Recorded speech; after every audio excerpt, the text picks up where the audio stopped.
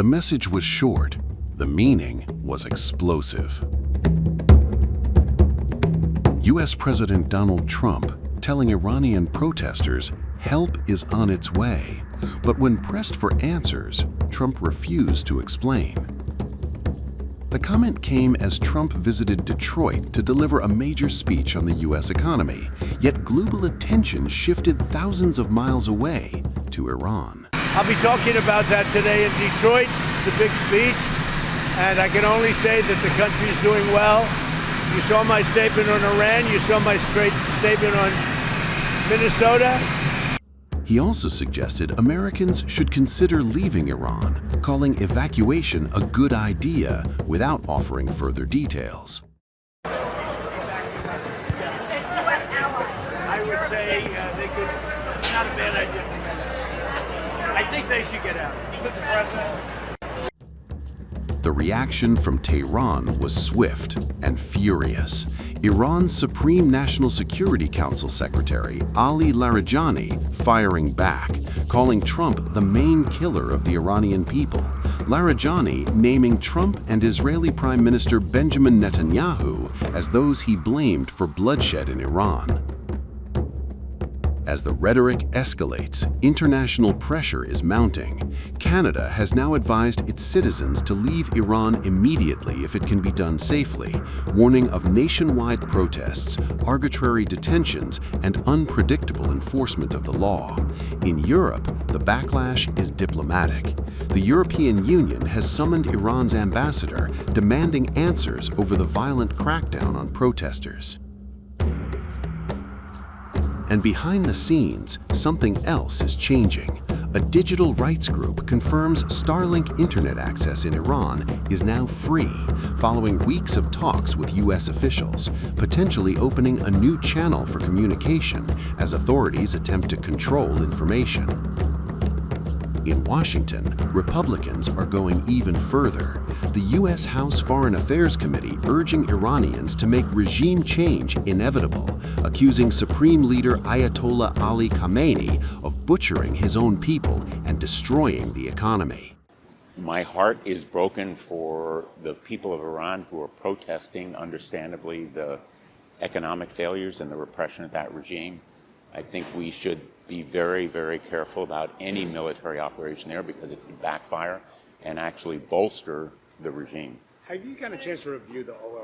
Last few days. I'm very concerned with the situation in Iran and statements made by President Trump about the demonstrators. I think we need to take care to make sure that we don't overstep our boundaries. What about the prospect of going in there to Iran? The what?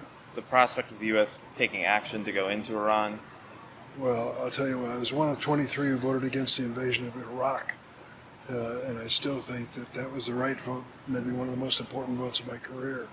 So I'm not one who sees the physical involvement of the United States to be something to view casually. Yeah, I think the murderous regime in Iran needs to pay attention to what the president said.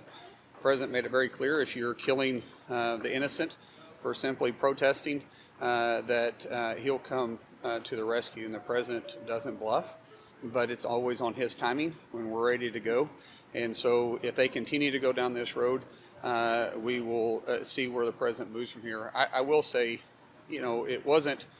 it's in my lifetime, even though just barely. I was born in 77, but in 1977 and before, Iran was a very pro-Western country where we had a lot of ties to.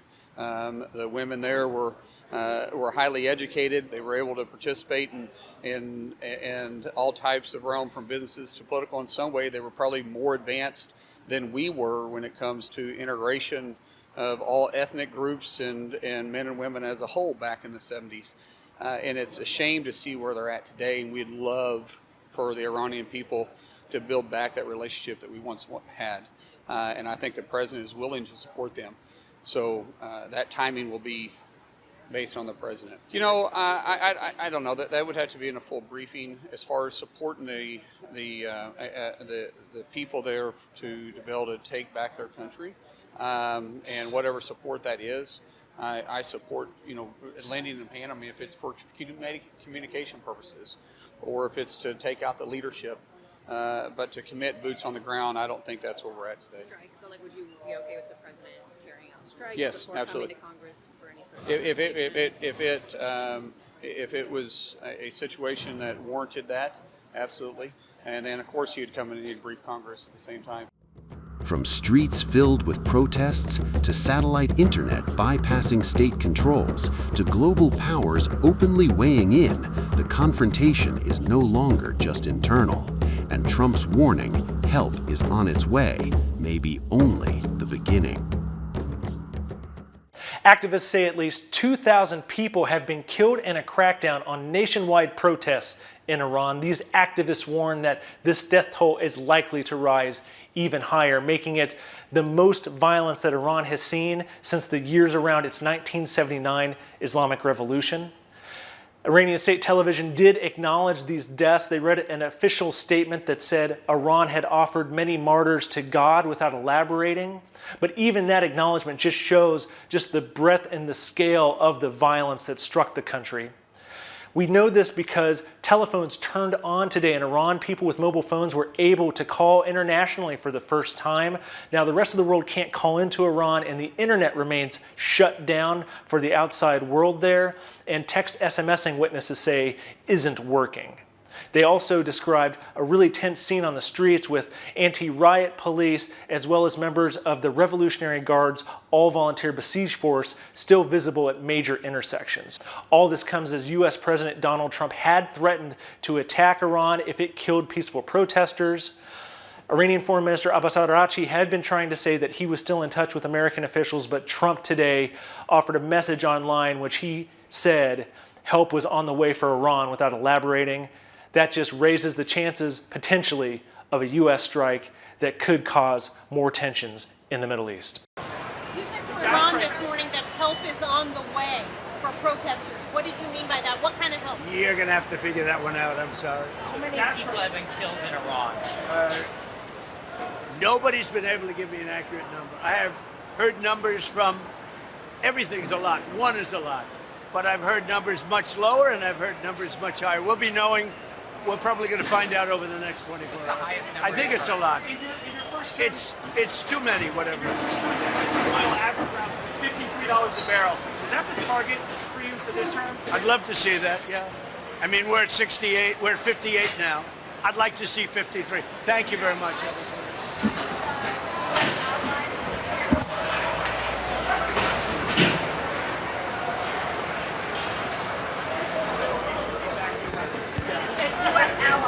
I would say they could, it's not a bad idea. I think they should get out.